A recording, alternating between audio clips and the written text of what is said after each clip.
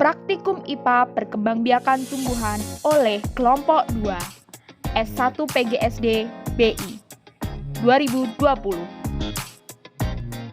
Tujuan praktikum IPA mengidentifikasikan tumbuhan yang melakukan perkembangbiakan secara vegetatif alami. Peralatan yang dibutuhkan: 1. Alat tulis dan lembar pengamatan. 2. Tumbuhan yang ada di sekitar Anda. 3. Jangan lupa menggunakan skop. Perkembangbiakan vegetatif alami adalah perkembangbiakan secara tidak kawin pada tumbuhan yang terjadi dengan sendirinya. Tumbuhan berkembang biak secara vegetatif alami dilakukan dengan menggunakan bagian dari tumbuhan itu sendiri. Contoh vegetatif alami yang pertama adalah umbi batang. Umbi batang adalah batang yang tumbuh dan berkembang di dalam tanah, di mana bagian ujungnya akan mengembung menjadi umbi. Contohnya adalah tumbuhan talas. Berikut adalah morfologi tumbuhan talas yang terdiri dari umbi batang, yaitu adalah umbi dari talas, batang, serta daun. Contoh kedua, umbi lapis. Umbi lapis merupakan jenis umbi yang terbentuk dari tumpukan pangkal daun yang tersusun rapat dalam format roset.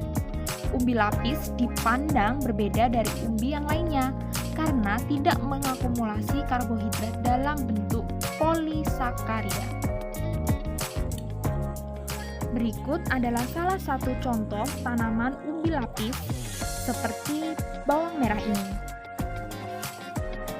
Umbi lapis terdiri dari batang yang sangat pendek dan dibungkus oleh daun-daun. Daun-daun yang membungkus umbi lapis itu merupakan sumber penyimpanan makanan dan menyediakan makanan bagi tanaman baru. Contoh yang ketiga adalah umbi akar. Umbi akar adalah akar yang membesar berisi cadangan makanan. Jika umbi ini ditanam bersama dengan pangkal batang, maka akan tumbuh tunas. Berikut adalah contoh tanaman dari tumbuhan ketela. Bisa kita lihat setelah kita dekatkan kameranya. Nah, ini adalah akar dari tanaman ketela.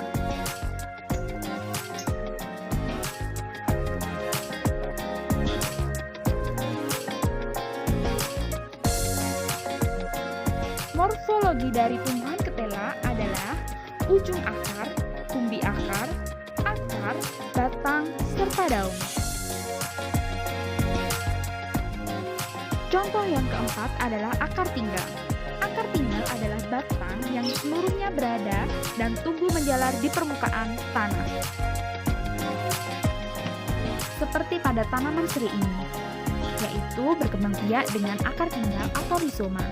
Walau disebut akar, tapi bukan akar, adalah batang yang tertanam di dalam tanah.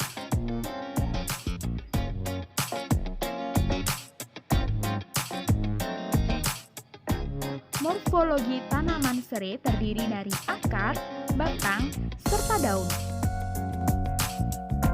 Selanjutnya adalah tunas. Tunas adalah bagian tumbuhan yang baru tumbuh dari kecambah atau kuncup yang berada di atas permukaan tanah atau media. Berikut adalah gambar dari tunas pisang yang terdiri dari batang ditambah dengan daun muda, calon bunga, atau calon buah. Morfologi dari pohon pisang terdiri dari akar, tunas, batang, buah, daun, jantung pisang.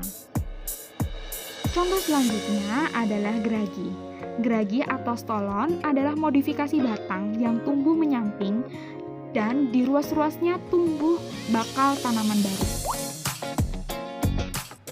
Contohnya pada tumbuhan rumput teki berikut ini. Morfologi dari tumbuhan rumput teki adalah ujung akar, serabut akar, cabang akar, leher akar, daun, batang, serta bunga. Contoh yang terakhir adalah tunas adventif. Tunas adventif adalah metode perkembangbiakan tanaman secara vegetatif tidak kawin dengan menggunakan tunas yang timbul tidak sebagaimana mestinya, misalnya di ujung daun. Contohnya pada tanaman cocor bebek berikut ini. Bisa kita perhatikan di bagian ujung-ujung daunnya terdapat gerigi yang mengelilingi daun. Morfologi dari tumbuhan cocor bebek adalah akar, batang, daun, serta tunas adventis yang berada di sekitar pinggiran daun. Kesimpulannya adalah, reproduksi vegetatif adalah cara reproduksi makhluk hidup secara aseksual.